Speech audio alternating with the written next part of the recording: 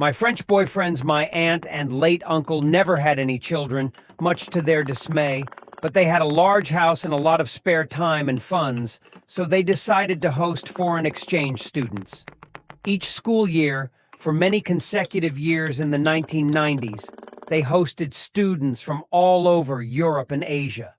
They also maintained relationships with many of the students who, of course, returned to their homes at the end of the year and continued to grow and prosper.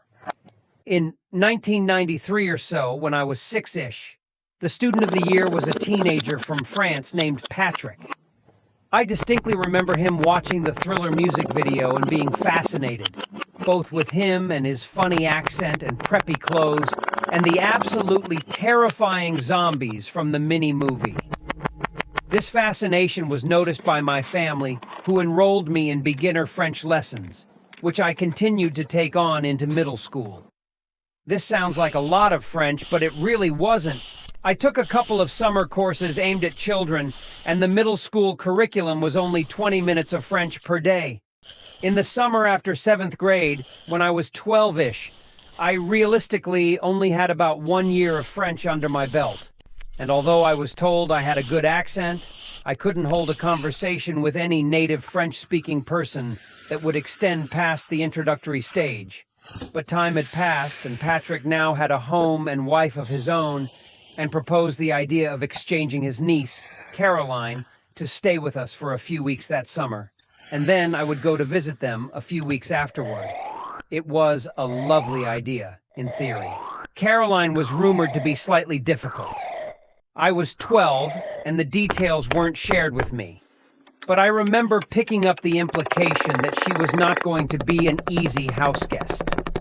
She was perfectly polite and spoke excellent English, but she was very homesick and did not enjoy American food.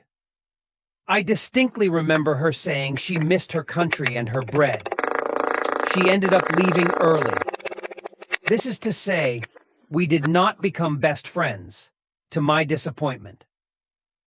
When it came to be my turn to return the visit, I spent a few days in Paris with Patrick and his beautiful wife in their fabulous apartment, where we could see the Eiffel Tower from the window, and then I got on a train to visit Caroline's family, who were summering in Switzerland.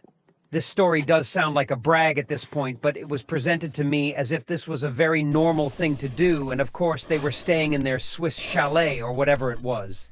It immediately made sense as to why she had been so disappointed by our non-chalet, middle-class American suburb. I'm forgetting the name of the Swiss town. I think it was near Evian? I remember that being mentioned. But it was a small little town with cobblestone streets and old, beautiful buildings. One evening, I was to go out with Caroline and her friend to have teenage fun, I guess. To find her friend in the street, Caroline whistled and waited for a return whistle a few streets away.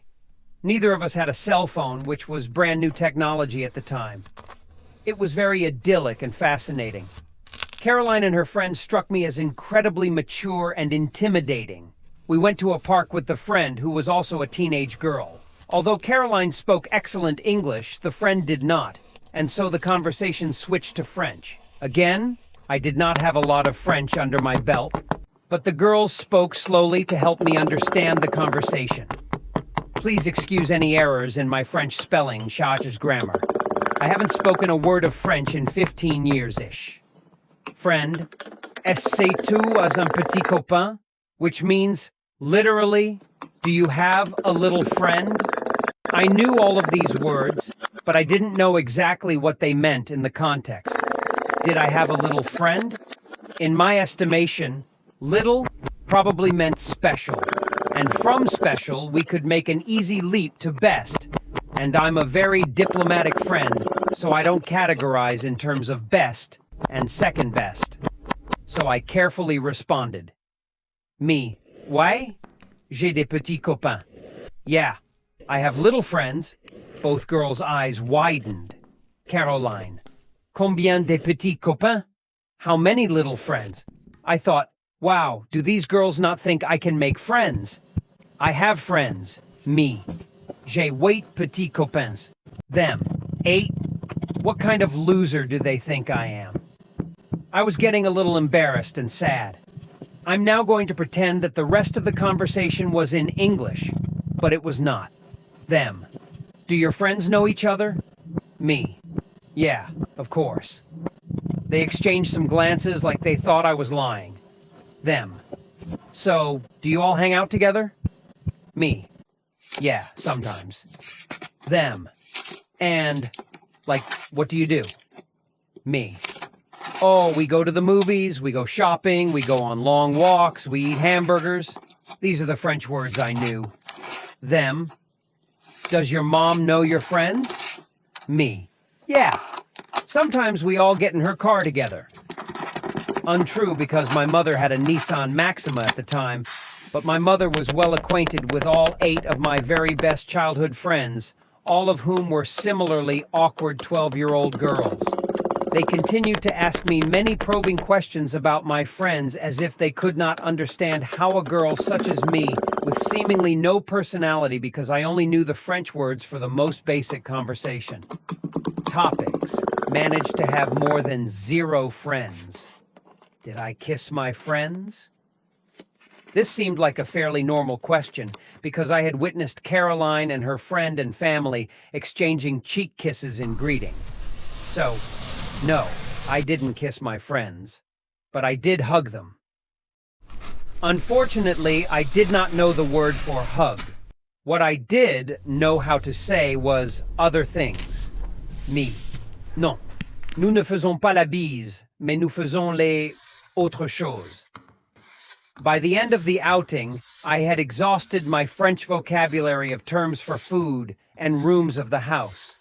Caroline and I walked back to her family's chalet, and my little friends were not discussed again.